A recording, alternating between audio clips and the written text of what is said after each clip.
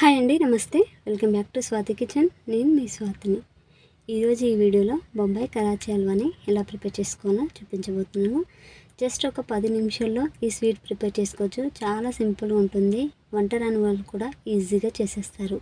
నేను చెప్పిన కొలతల్లో ఒకసారి ట్రై చేయండి. పర్ఫెక్ట్గా కుదురుతుంది. ఇన్ని రోజులు బయట వందలు పెట్టి ఖర్చు పెట్టామా, ఇంత ఈజీ ప్రాసెస్లో చేసుకోలేకపోయామా అని అనుకుంటారు. సో ఇలా చేసుకోవాలో చూసేద్దాం రండి.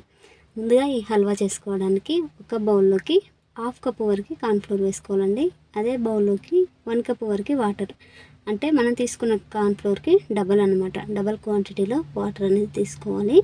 వాటర్ని ఒక్కసారిగా కాకుండా కొంచెం కొంచెం పోసుకుంటూ కలుపుకోండి. ఒక్కసారిగా వేసామంటే కార్న్ఫ్లోర్ మొత్తం ఉండలు కట్టిపోతుందండి. సో అందుకని వాటర్ని చూసుకుంటూ మనం పిండి అనేది కలుపుకోవాలన్నమాట. ఈ విధంగా కలుపుకొని పక్క పెట్టుకోండి.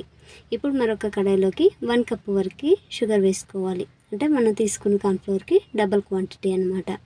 సో ఇలా షుగర్ వేసుకున్న తర్వాతకి ఇందులోకి 1 కప్పు వరకు వాటర్ పోసుకొని స్టవ్ని లో ఫ్లేమ్లో పెట్టుకొని జస్ట్ షుగర్ మొత్తం మెల్ట్ అయిపోయేంత వరకు కంటిన్యూగా కలుపుకుంటూ ఉండాలి. షుగర్ మెల్ట్ అయిన తర్వాతకి ముందుగా కలిపెట్టుకున్న కార్న్ఫ్లోర్ ఉంది కదా, కార్న్ఫ్లోర్ని ఒక్కసారి అడుగు భాగం నుండి కలపాలండి. ఇలా కలపడం వల్ల కార్న్ఫ్లోర్ చక్కగా కలిసిపోతుంది అనమాట, లేకపోతే అడుగున ఉంటుంది. సో ఇలా కలుపుకున్న తర్వాతకి మనం ముందుగా ప్రిపేర్ చేసుకున్న షుగర్ సిరప్ ఉంది కదా, ఆ షుగర్ సిరప్లోకి ట్రాన్స్ఫర్ చేసుకొని కంటిన్యూగా కలుపుకుంటూ ఉండాలి. ఇలా కలపడం వల్ల కార్న్ఫ్లోర్ అనేది ట్రాన్స్పరెంట్ అవుతుంది, కొద్దిగా జెల్లీలాగా ఫామ్ అవుతుంది అనమాట.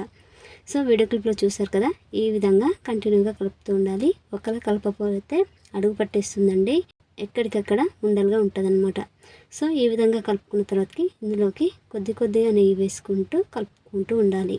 నెయ్యి వచ్చేసి ఒక 1/2 కప్పు వరకు పట్టిందండి. అంటే మనం తీసుకున్న కార్న్ఫ్లోర్కి సగం అన్నమాట, సగం వరకు నెయ్యి అనేది పడుతుంది.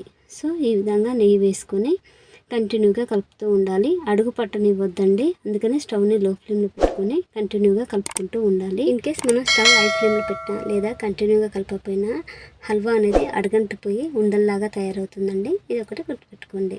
ఎప్పుడైతే హల్వా కొద్దిగా నెయ్యిని రిలీజ్ చేస్తుందో అప్పుడు ఇందులోకి పించ్ ఆఫ్ ఫుడ్ కలర్ వేసుకోవాలి. ఆరెంజ్ ఫుడ్ కలర్ అయినా రెడ్ ఫుడ్ కలర్ అయినా పర్లేదు. ఆ తర్వాతకి ఇందులోకి 1/4 టీ స్పూన్ వరకు ఇలాచి పౌడరు, 3 టేబుల్ స్పూన్ల వరకు సన్నగా తరిగి పెట్టిన జీడిపప్పు వేసుకొని కంటిన్యూగా కలుపుకుంటూ ఉండండి. మనకి ప్యాన్ నుండి సపరేట్ అయ్యేంత వరకు కలుపుతూనే ఉండాలండి. ఈ విధంగా వీడియో క్లిప్లో చూపించాను కదా, ఈ విధంగా కొద్దిగా మనకి జెల్లీలాగా రావాలన్నమాట. జెల్లీలాగా వచ్చి నెయ్యి రిలీజ్ అవుతూ ప్యాన్ నుండి సపరేట్ అవ్వాలి. ఈ లాస్ట్ స్టేజ్ అనేది చాలా ఇంపార్టెంట్ అండి. ఇన్ కేస్ మనకు కొంచెం ఎక్కువ అయిపోయినా కూడా గట్టిగా అవుతుంది, రబ్బర్ లాగా సాగుతుంది అనమాట. సో వీడియో క్లిప్లో చూపించిన టెక్స్చర్ వచ్చిన తర్వాతకి దీన్ని ఒక నెయ్యి రాసిన బౌల్లోకి ట్రాన్స్ఫర్ చేసుకోవాలి.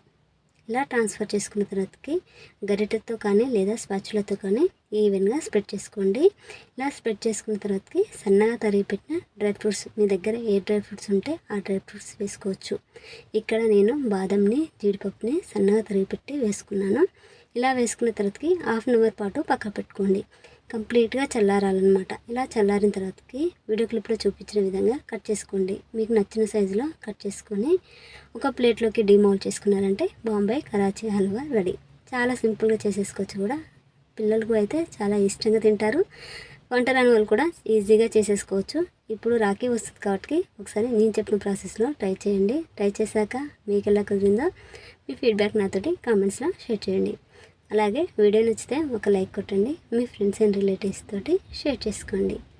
ఇలాంటి క్విక్ అండ్ హెల్తీ రెసిపీస్ కోసం స్వాతి కిచెన్ని సబ్స్క్రైబ్ చేసుకొని పక్కనున్న బెల్ ఐకాన్ని యాక్టివేట్ చేసుకోండి. Thank you for watching friends.